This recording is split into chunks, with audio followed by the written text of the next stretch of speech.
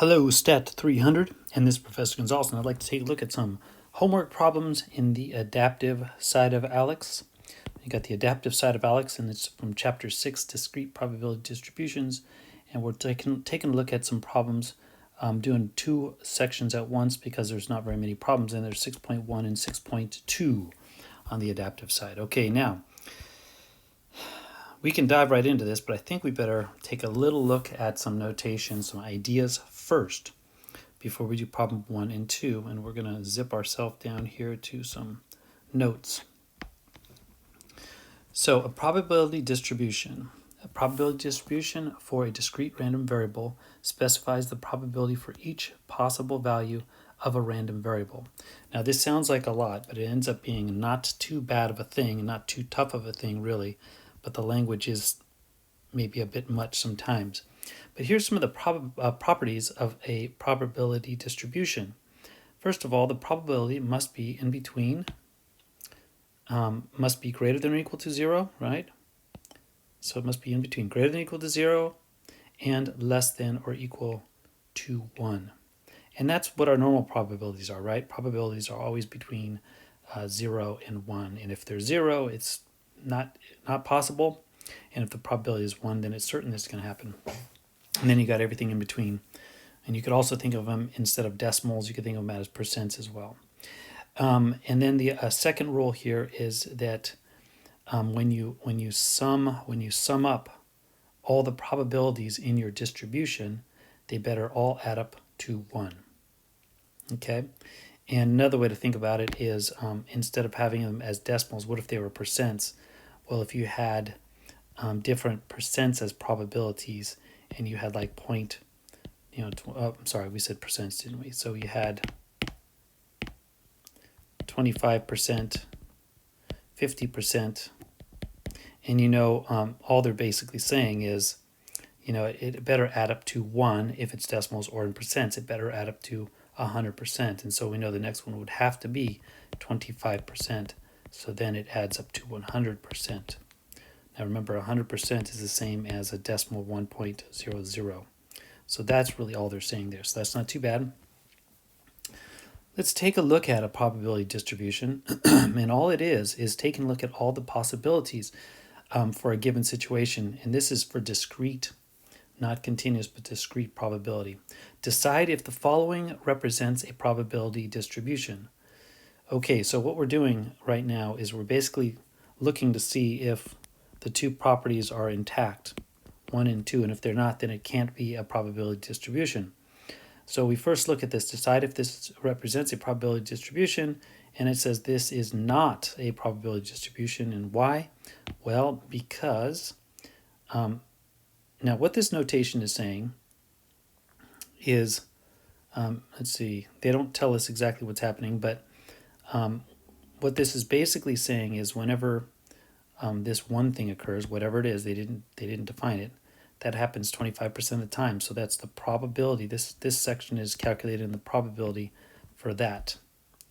So then 2, whenever 2 happens, 2 people, 2 on a dice, I don't know what it is, but whatever that happens, the probability of getting this 2 is 65%, or 0.65.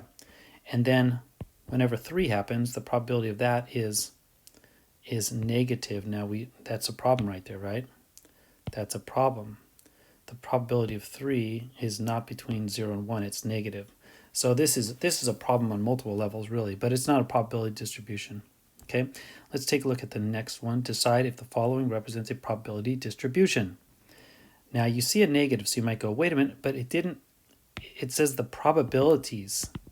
The probabilities must be between a greater than or equal to 0 and less than or equal to 1. So it doesn't mean that the x values can't be negative. So that part's okay.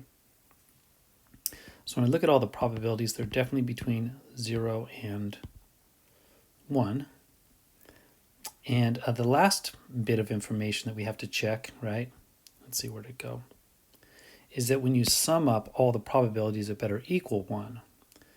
And, if we sum all these probabilities up, I'm just going to pull out a quick calculator here.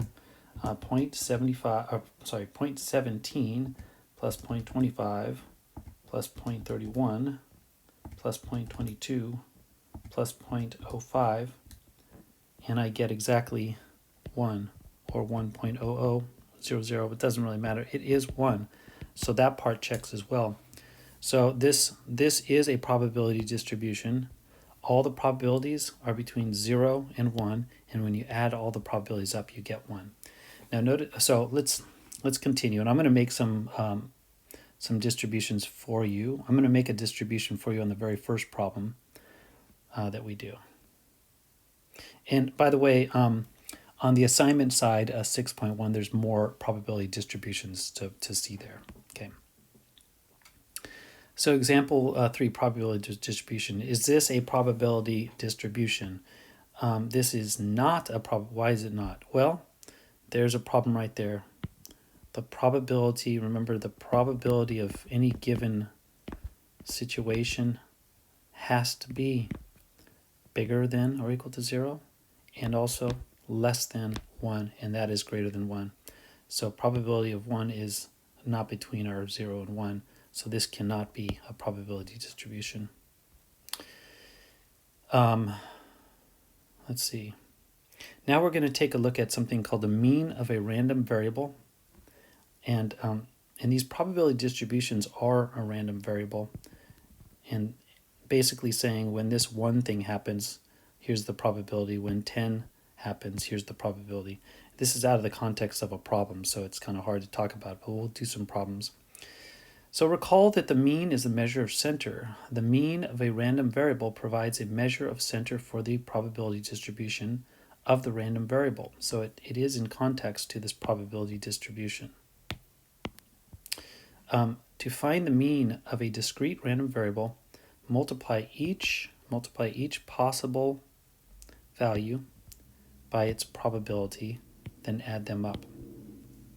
That's what this notation is saying. It's saying multiply the x value, so multiply each possible value, so the x value is the possible value, times its probability, and then do that for all items on your probability distribution and sum them up. So what that would be, let's grab one that is a probability. Okay, so what you would do is you would multiply -1. This is if you're going to try to find the mean of this random variable. You multiply -1 times its probability to get -1 is 17.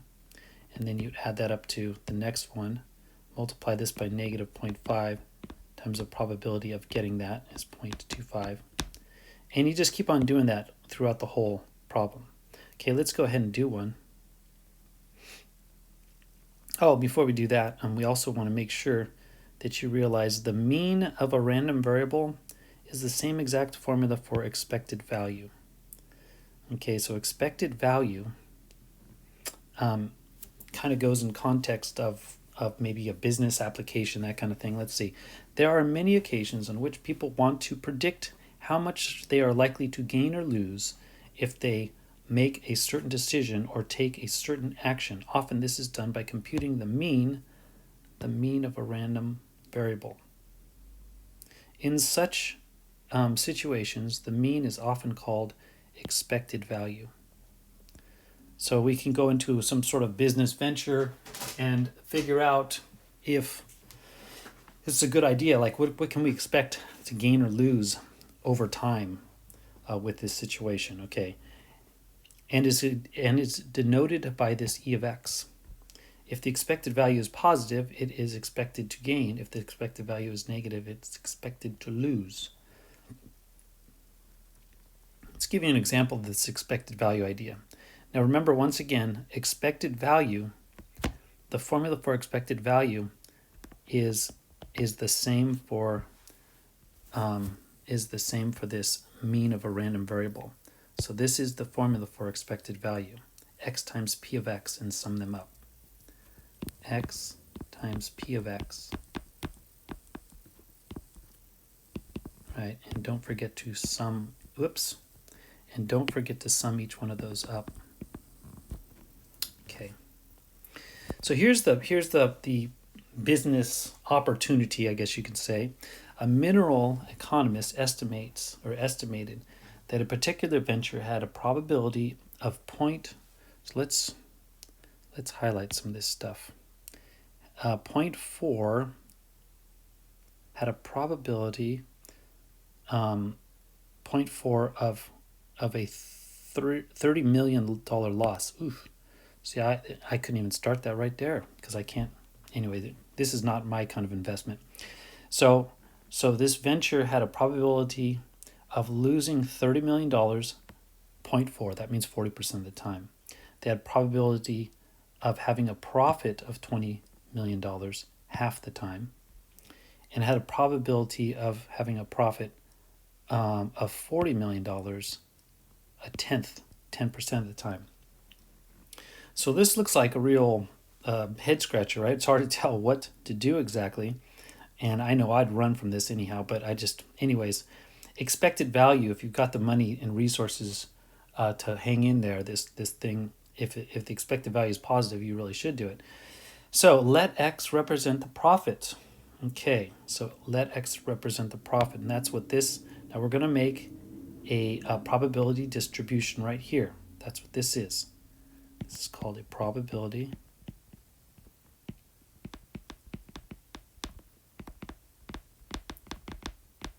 we're going to make a probability distribution. That's what this is here. Now the X value they defined for us, let me get some color. They said let X represent the profit, right? So that's what this stuff is right here, profit or loss in the first case. And then to find the probability distribution of the profit and the expected value of the profit. Does this venture represent a expected gain or expected loss? Okay, and of course, what we're saying, and this was already in the problem, is that 40% of the time, you're going to lose 30 million. Half or 50% of the time, you're going to gain 20 million. And 10% of the time, you're going to really do well and gain 40 million. So let's get rid of that stuff for now. Oop.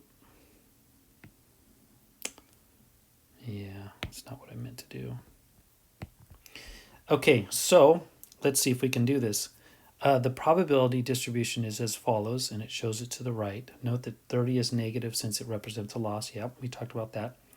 So the expected value, once again, it's going to be, in yellow, your expected loss in this case. And how often is that going to take place? Well, it's going to take place 40% of the time. So once again, it's just x times p of x. Or isn't that the formula we had up here? We had that formula, and I'll use the colors. It's just x times p of x. And then simply sum all those up. So then we do the next one. We've got x 20 times p of x. It's the probability of getting 20 million is half. It goes there. And now you see the pattern for sure. Then we can gain 40 million. And what's the probability of gaining 40 million? 10% of the time. That goes there. Then essentially just do the math and sum them up. Right? You multiply, that's going to be a negative number, that's going to be a positive number, that's going to be a positive number. Add them up and we get 2.0, which is $20 million. There is an expected gain of there's expected gain of $2 million. So in some years, so you kind of have to have deep pockets to hang on, right? Because 4 out of 10 times you're going to lose 30 million. But if you hang in there long enough, according to this model, half the time you're going to go 20, which will mitigate losing it. That won't mitigate losing all of the 30 million. But then 10% of the time you're going to go 40 million. And so your expected value of return over time is 2 million. Okay, so it has a positive gain. All right, let's see. Conditions. Okay, so let's do these problems first, and then I'm going to come back because this stuff right here, this concludes 6.1, and then this is section 6.2. So let's now do some problems here. Let's go up here and do some problems. All right, so here we have this expected value problem. It says Caitlin has a bag with 8 balls numbered 1 through 8. She is playing a game of chance.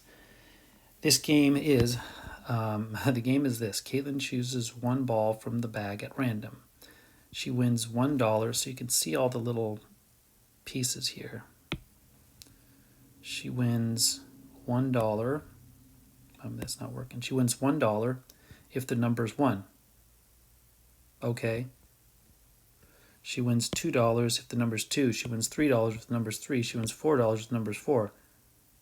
She wins $5 if the number's 5. And here's sort of the kicker. She loses a dollar if the number is 6, 7, or 8. We're trying to figure out if this is a good game to play or not. So find the expected value of playing the game. Okay, so what I'm going to do, they didn't really ask us to do this, but I want to incorporate some of the other stuff we've learned. So what did we learn? Well, we learned something about a probability distribution. So I want to make one of those real quick. Let me make a probability distribution over here.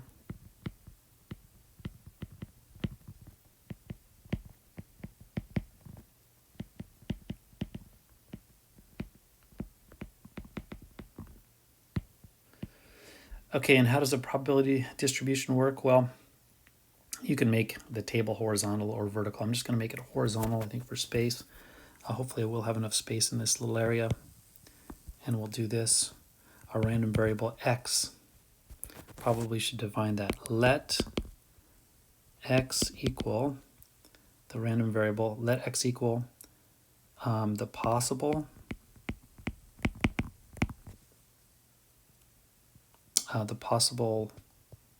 winnings, or the possible dollar amount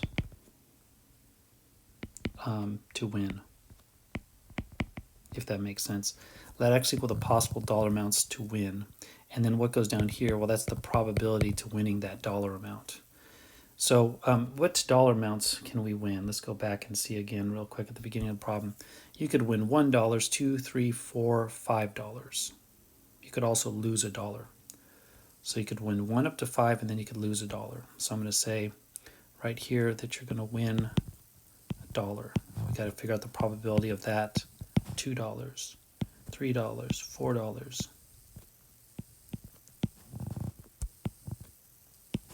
What's the probability of winning $5? And then finally, what's the probability of losing $1? Some reason that negative seems like it should be written a little differently than that. What's the probability of losing $1? Okay, -$1. Okay, so we've got to go back to the problem and figure out what these probabilities are. So what's going on here? She has a bag with 8 balls numbered 1 through 8. She wins $1 if the number 1 is selected. That sounds like that's 1 out of 8. Let me do this in, I think I'm going to do this in red. No, I'll do this in some other color, blue. Sounds like 1 out of 8 is going to be, right? There's only one ball that has a 1 on it out of 8. How can she get $2? Well, she gets if she gets the ball with the number 2 on it, but there's only one ball with the number 2 on it, so it's still 1 out of 8. How does she get $3? She gets the ball with a 3 on it. There's only one ball with a 3 on it. It's 1 out of 8. And there's only one ball with a 4 on it. And there's only one ball with a 5 on it. 1 out of 8. Now, the problem here is she loses $1 if she gets, what does it say? She loses $1 if she gets a 6, 7, or 8. Well, how many balls have a 6, 7, or 8? That's 3. So that's going to be 3 out of 8. Okay, so remember the pieces of this, the requirements for a probability distribution.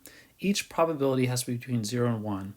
And if you looked at what 1/8 is, 1/8 as a decimal is just 0.125, right? So 0.125 is definitely between 0 and 1, and so is an eighth, right? They're just fraction form versus decimal. So all of these are 1/8, they're all 0.125. And 3/8 is just 0.375. That's clearly between 0 and 1. And then the other requirement is when you add them all up, right, it better equal 1. So notice these, every single one of these fractions has already a common denominator of 8, so we can just add them up, right? So that's just going to be 1 plus 1 plus 1 plus 1 plus 1 plus 3. So 1, 2, 3, 4, 5. So 5 plus 3, that gives us a total of 8 out of 8. And we know 8 out of 8 equals 1. So yes, that satisfies those two conditions with a probability distribution, that each probability must be between 0 and 1 inclusively, and the sum of all probabilities must equal 1. So we're good to go there. Okay. Now this part, they didn't say we had to do this, but I thought it'd be a good idea to incorporate some of the stuff we learned, and it's very useful on the problem that we're doing right now as well. They want us to find the expected value of return, or just expected value. Now remember that formula I told you is the same as the mean of a random variable. So the expected value is just going to be when we take x times the probability of getting that x, and then what? We need to sum up each one of those products. Okay, well let's do that right now then. So we're going to say expected value. Well, it equals, and I think I'm going to use, instead of decimals, I'm just going to use my fractions in blue. So I can get $1, right? It's going to be x, which is the dollar, times the probability of getting x. So I've got x is $1. What's the probability? And let me write it like this. There's $1. And what's the probability of getting $1? 1/8.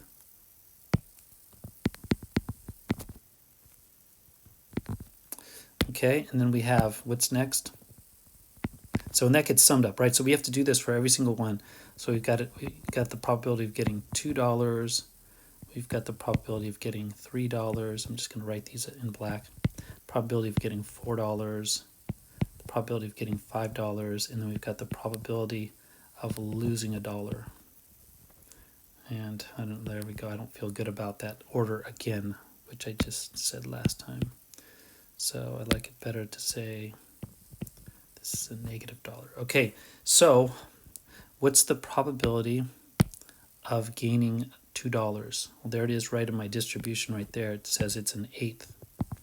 So that's 1/8. Plus, what's the probability of getting $3? That's also 1/8. Plus, what's the probability of getting $4? That's also 1/8.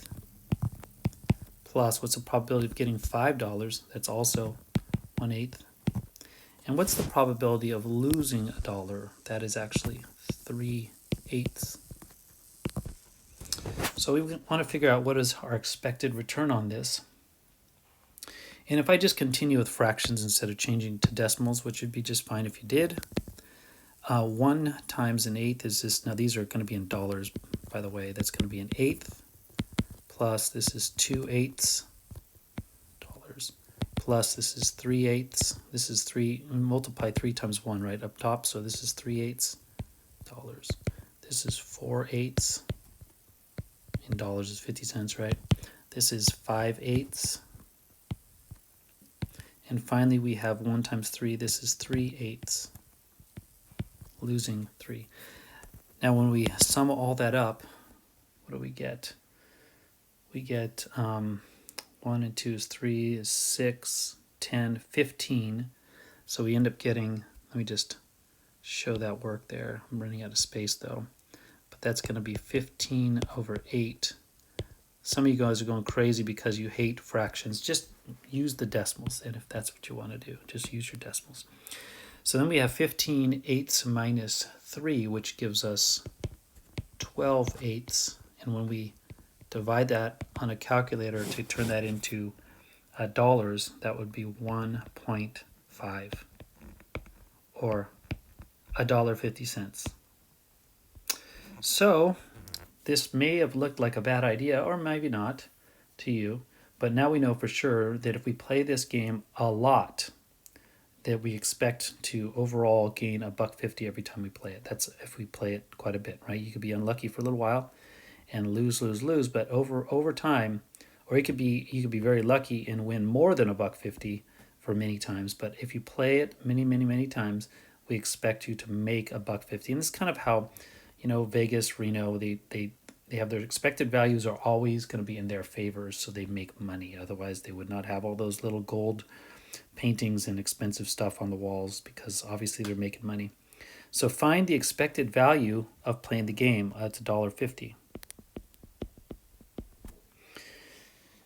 What can Caitlin expect in the long run after playing the game many times?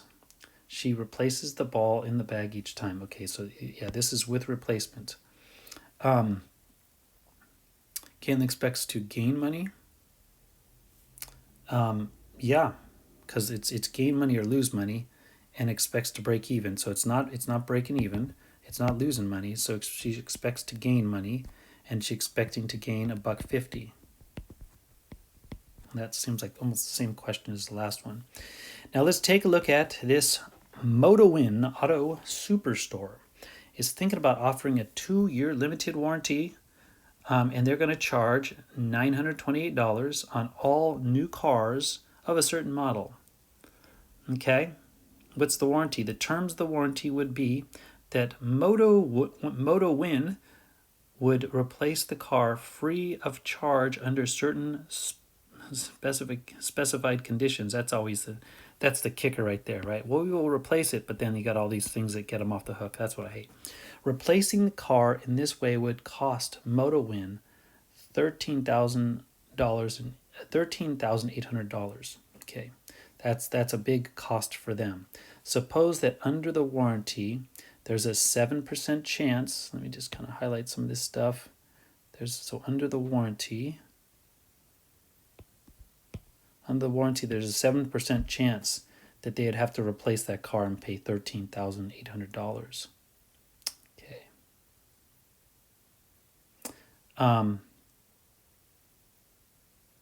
Okay, and then there's a 93% chance that they wouldn't have to replace the car. Yeah, and you notice that 93 plus 7 is going to be your 100%. What's going on?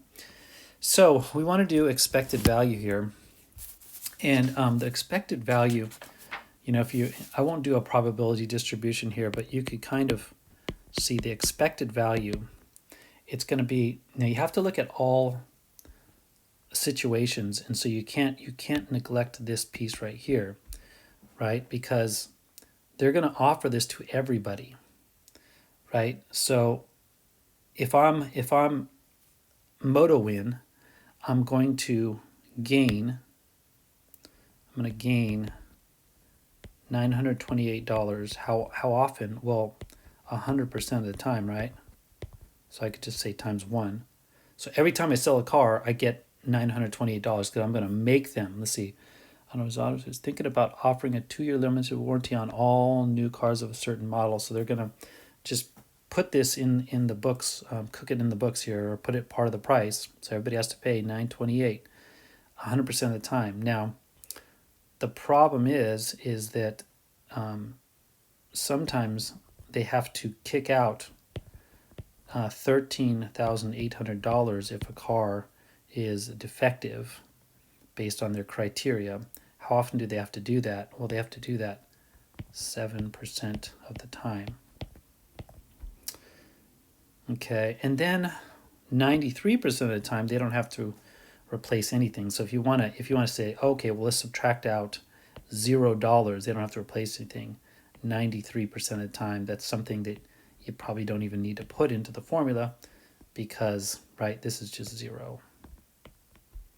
But so as we work this problem, once again, it's going to be the x value times the probability of getting that x value. And so 100% of the time, the customer is going to pay $928. I'm sorry. Yes, the customer is going to pay that. And so that's a gain for the MotoWin Auto Superstore. What's a loss for them is a certain percentage of the time, 7% of the time, they got replace a car for $13,800. So let's take $13,800 and multiply that by 7% or 0.07, and we end up getting 966.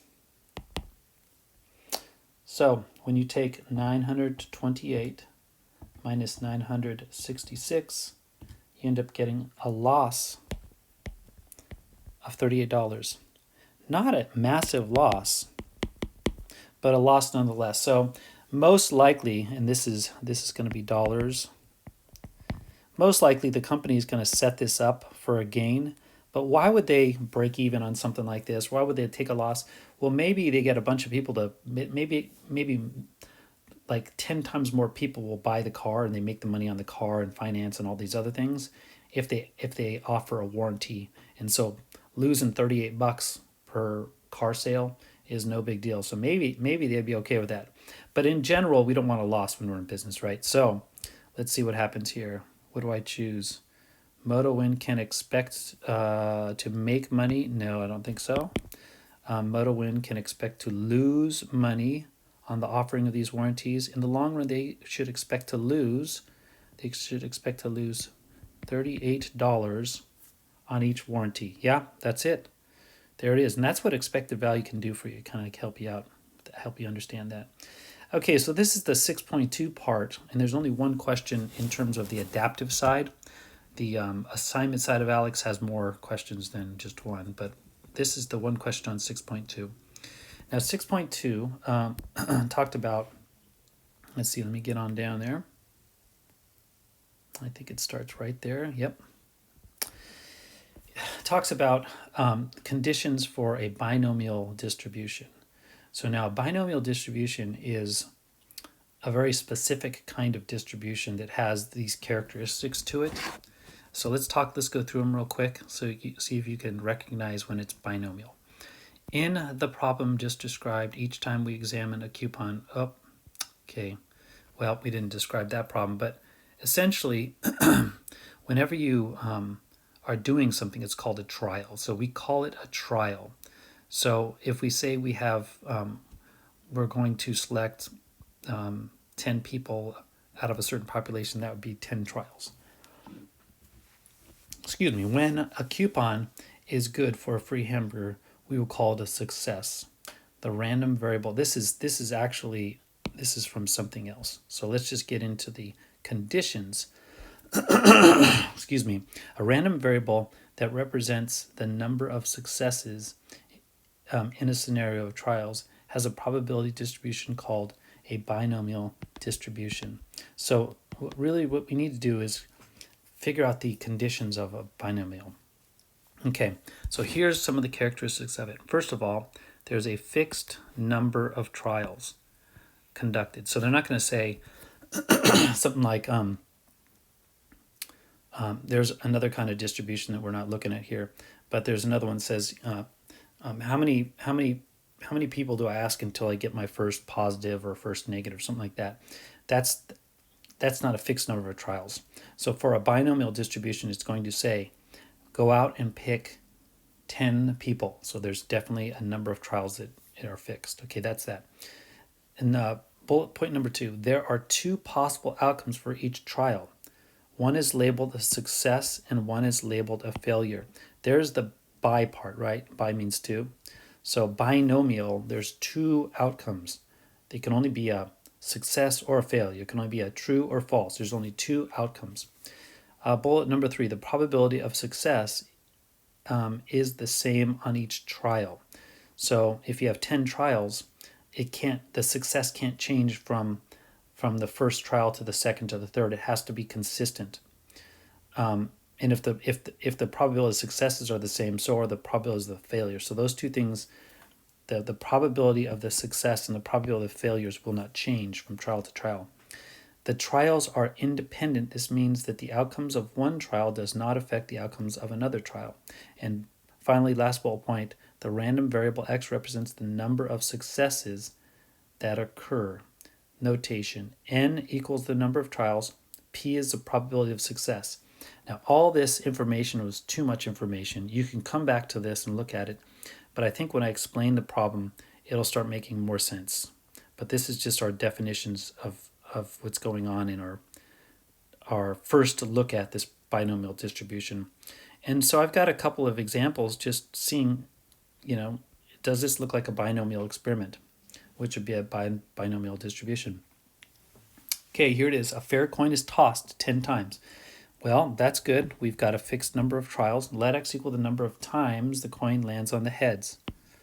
Okay, so what can you have? You could have heads and tails. So you've got these two outcomes only, and you've got a success and a failure depending on. So let x equal the number of times the coin lands on the heads. So heads would be the success, and tails would be failure.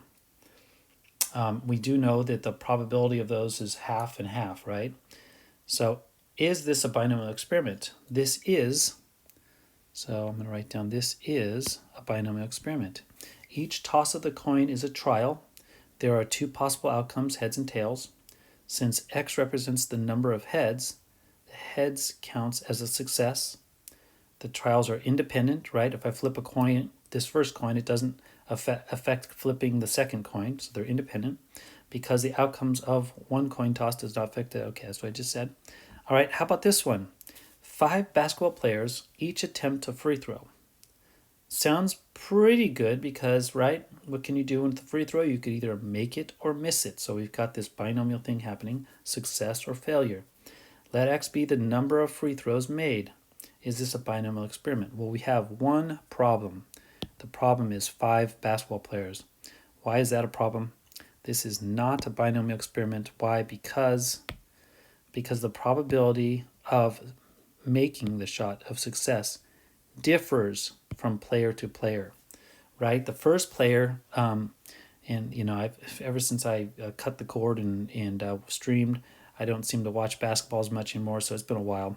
So I'm going to refer to Shaq, which is a little while ago. But anyways, if the first person taking free throws was Shaquille O'Neal, who was known for not being a very good free throw shooter, and then the next one was really going back, Larry Bird, who is one of the highest free throw percentage shooters, the probabilities are going to change drastically. So let's move on. That's not a binomial experiment. Wish I'd been watching recently so I could give you a modern day example that doesn't include the 80s and 90s. But anyways, 10 cards are in a box. 5 are red, 5 are green. 3 of these cards are drawn at random. Let x be the number of red cards drawn. So far you can get a red or a green. So that is, that's the binomial piece, 2 outcomes. 3 cards are okay. Let x equal the number of. So is this a binomial experiment? And so really what this comes down to is when you're pulling 10 cards in a box, and you're going to draw randomly, you're going to pull it out. If they said you're going to replace the card back in and draw again, then that probably wouldn't change. But they didn't say that, so I'm going to go with this is not, oops, there we go again, once a time. There is not a binomial experiment. This is not a binomial experiment because the trials are not independent. Yeah, when I pull out my first card, if it's green or red, it doesn't matter. Well, it matters, but I mean, the probability is definitely going to change because we started with 5 green and 5 red. We started with 10 cards, and now the next draw is out of 9 cards. It's changing the probability. Probability is not staying the same, so this is not a binomial experiment. All right, the formula for a binomial distribution or experiment is this guy. Now, this looks like a little bit of a nightmare formula, but if I just tell you what these pieces are and we do it a couple times, actually not too bad. So, of course, that's what I say, right? But here's how I see this problem. Now, first of all, hopefully you've done some of these, so this is starting to become more familiar. That's just a combination of n choose x. And what are these variables? Well, the p is going to be the probability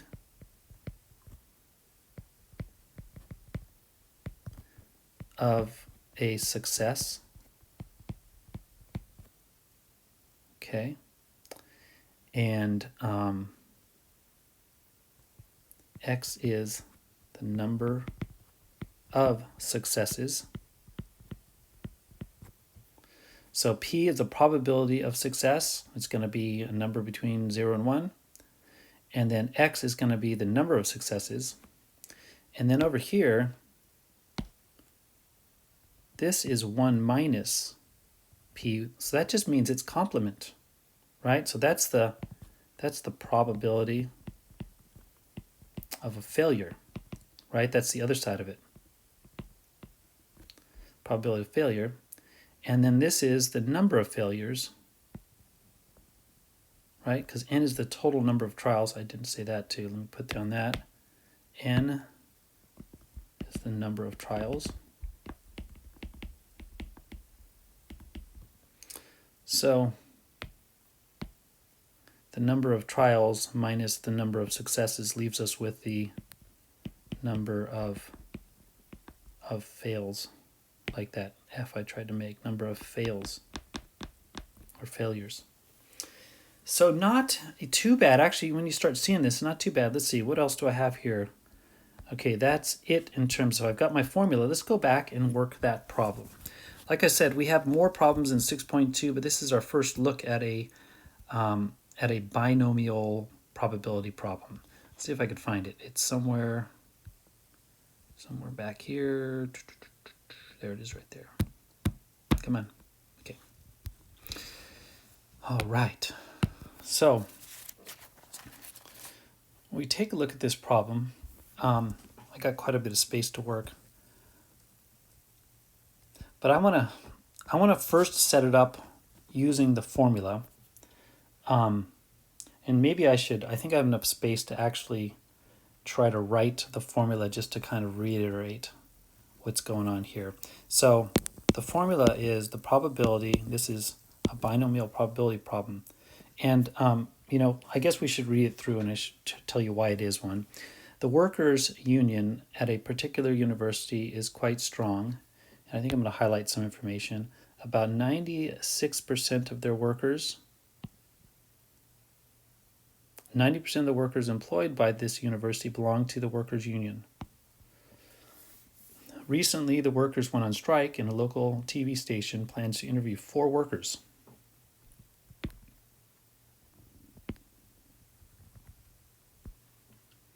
Chosen at random at the university to get their opinion or opinions on the strike. What's the probability that exactly 2 of the workers interviewed are union members? Okay, exactly 2 are union members. Okay, so the probability, so first of all, the binomial part, the person's either going to be a union member or not a union member. The probability stays the same the whole time, right? Union members are 96% probability of getting a union member. And that means the probability of getting a non-union member is going to be the complement of that, right? So 96%, the complement is 4%. Okay, when you talk to one person to the next person, the probability doesn't change, so it's independent. So anyhow, let's go ahead and take a look at our formula. And I'm going to just write it in general terms. So it's going to be the combination of n choose x. This is multiplied by the probability of success raised to the successes, how many you have, times the probability of failures, q, raised to the n minus x, which is just the number of failures that you're going to have here. Okay, let's go ahead and define our variables here, and then I'll put the numbers in also. So what is P? P equals the probability of success. What is Q? That's the probability of a failure. What is N? Number of trials.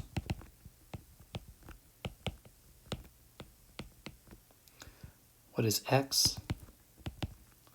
Number of successes.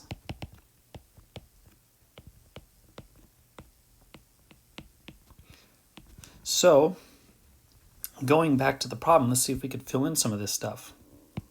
What's the probability of success? Now, what is a success? It depends on how this problem is worded, right? It says, Let's see, where are we looking at? Plans to interview 4 workers at the university to get their opinions, and right here, on the strike.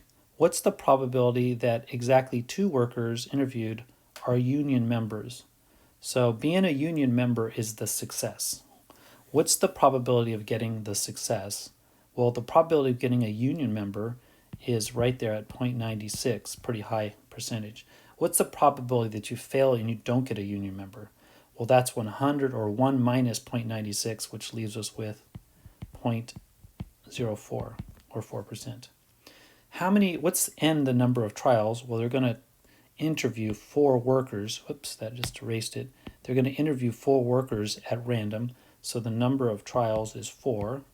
That's a fixed number of trial. That was the other piece I forgot to say, right? You have to have a fixed number of trials.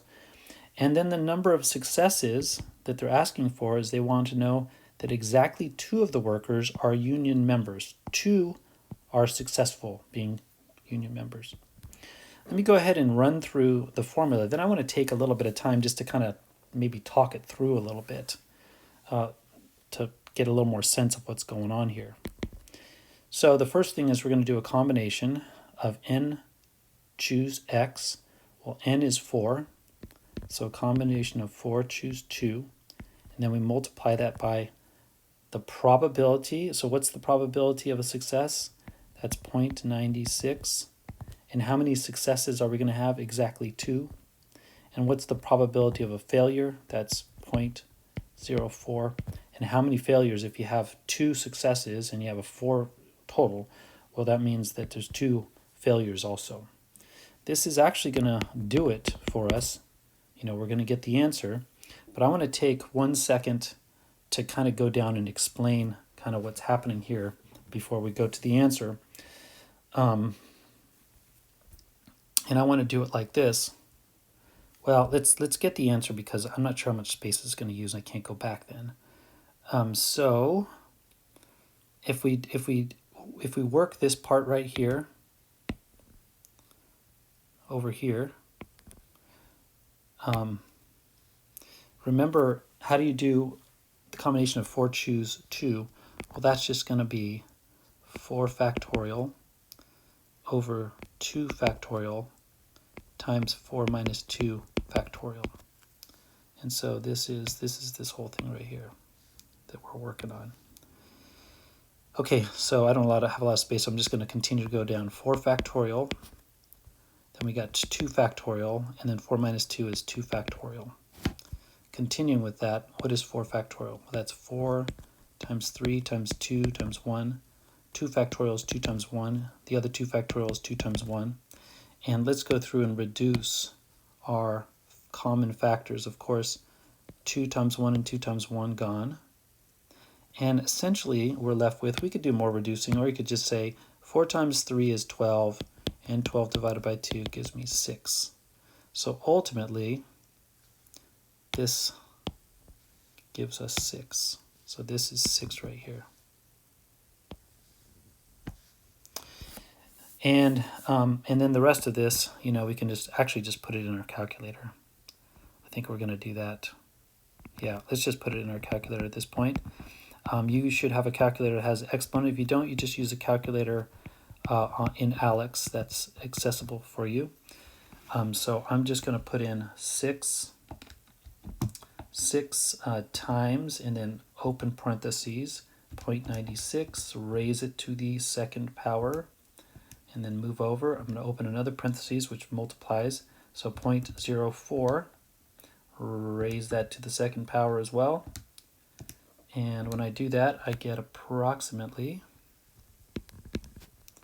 0.00884736. I think they're telling us what to round to. Round your response to at least, okay, you can do more, at least 3 decimals. We'll just go to 3 decimals then. So 1, 2, 3, and we look at the decimal to the right, the digit to the right, and that's 5 or larger. Yes, it is, so we have to round up. So the probability, gosh, it's not that great. The probability is not very great. It's not even, look at how I move the decimal to the right. 2, it's not even 1. It's not even 1%. It's a little bit less than 1%. So why is it so low? Well, because what is most likely going to happen if 96% of the people are union members? Well, if you interview 100 people, that means 96 of them would have been union members. So the reason why this is not very likely is because we're saying you interview 4 at a time, and it turns out half of them are non-union members. Well, there's only 4% of them out there, so that is really unlikely for that to happen. And you would intuitively say that's weird too, right? If someone said 96%, so I got a crowd out here, and 96 of the people are union members, and 4 of the people, this is out of 100 people, 4 of the people are non-union members, and I'm going to randomly pick 4, and you said, oh, half of them are union, half of them are not. You'd say, that's weird. How'd you do that? That's unusual, and that's why the probability of it happening is super low, right? Very unlikely. Let me explain how this works in another way. Now, you just use the formula. That's great. I'm just trying to get a understanding, or help you get an understanding of what's going on. So this TV company goes out and is going to pick 4 people randomly, and then it's going to ask them if they're union members or not. And we're looking for when you have a union member, and then not a union member. Okay, and so that's what we're looking for. And the probability of getting a union member, we already said is, whoops, pen stopped working. The probability of getting a union member is 0.96. Remember the multiplicative rule times 0.96, so we're going to multiply that. A non-union member 0.04 times 0.04, which, what does that equal to? I wish I would have used more space. I think I'm going to show it over here because I've got more space. What does that equal to? Well, that is, look at that. It's 0.96 raised to the second power. There's 2 of them. And then we've got, I should use different color here. And then we've got these 2, right? 0.04, and that's raised to the second power because we've got 2 of those. So you end up seeing that, okay, if I selected 4 people and I got a union, non-union, mathematically to get that, it would be 0.96 to the second power and 0.04 to the second power. But would it be different if I had a different grouping? Like,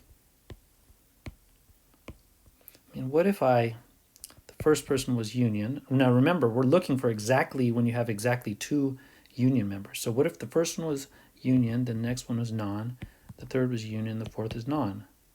Mathematically, what's the probability for that? Well, is it going to be the same as the previous? Yeah, it is going to be the same because union members are 0.96. So we got 2 of them there. And so that just becomes that guy. And then what's the probability of getting a non-union? Well, non-unions, just like back there, are 0.04 and 0.04. Of course, everything is being multiplied. And there's 2 of those. So the probability of getting this is the same as the probability of getting that. So really what we have to do is we know the probabilities in terms of our 0.96 squared times 0.04 squared. That's going to be the same. Now we want to know, the question is, how many of these can we make? How many of these groupings can happen? And so that's where the combination part comes from, right? The combination part, which I'll do, let's see, we'll go ahead and make some color here. The combination part is going to tell us, can't do that. The combination part is going to tell us, if I say, back here I have 4, choose 2, that gave us the 6. That's telling us that there's going to be 6 different ways we can group this. Okay? And that's what the combination part does for us. So it's got 6 different ways to group this, and the probability of each one of those is 0.96 squared times 0.04 squared, and that's where our formula comes from. Now one other way to figure out how to come up with these 6 groupings that we have here of 2 union members and 2 non-union members, we could actually do this with a tree diagram. Man, I don't know if I could insert another page here. I think I have to go all the way to the bottom, but I'm going to do this anyways. We're going for it. So if I'm going to make a tree diagram of this kind of situation, it shouldn't be too bad. It's not, tree diagrams are always a little bit dicey because of space, but here's the first person I'm going to pick, and what could they be? Well, with the first person I'm going to pick, number 1, they could be a union member or a non-union member, right? Now the second person I'm going to pick, they could be a union member or a non-union member, right? That's 2. The third person I'm going to pick,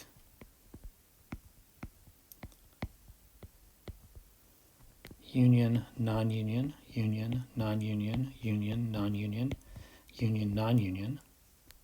That's the third. And then our final 4th person we're going to pick, number 4, could be, so let's see. This is where the tree starts getting out of control. I think this one's still controllable. Union, non-union, union, non-union, union, non-union. You can hear our binomial, right? There's 2 choices, union, non-union, union, non-union, union, non-union, union, and non-union. Now, that's all possible groupings of this. But remember, we want the groupings that are what? That have 2 unions and 2 non-unions. So if I start with a union and I have a second union, the only way I can finish this off, man, my voice is getting scratchy, starting to sound like Fauci, but union, union, and then the only way I can finish this off is if I have a non-union and a non-union. So there's my first one that works, union, union, non-union, non-union. What if I go union, non-union? Then I could go union and non-union. Once again, 2 unions and 2 non-unions. That's what we're looking for, because that's what the problem said we had to do. There's 2 of them there. So in my 2, how about union, non-union, non-union? Then I have to have a union to have half and half, right? So then there's third. Wait, just for the drama, what did our combination come up with? Remember our combination on this problem? Come on, get over there. The combination of 4 choose 2 came up with 6, didn't it? So 6 was, we said there's 6 of these different ways of grouping, and so this better work out, otherwise I'll have to somehow erase it out and edit it out so you never know I made a mistake. No, this should work. There should be 6 possible groupings that have 2 unions and 2 non-unions. So now here we are. We've got a non-union, a union. We can go with another union. Now it has to be a non-union. There's my 4th. We could go non-union, union, non-union. So union, non-union, union, non-union must be a union. There's 5. Oof. Okay, non-union, non-union, union, union.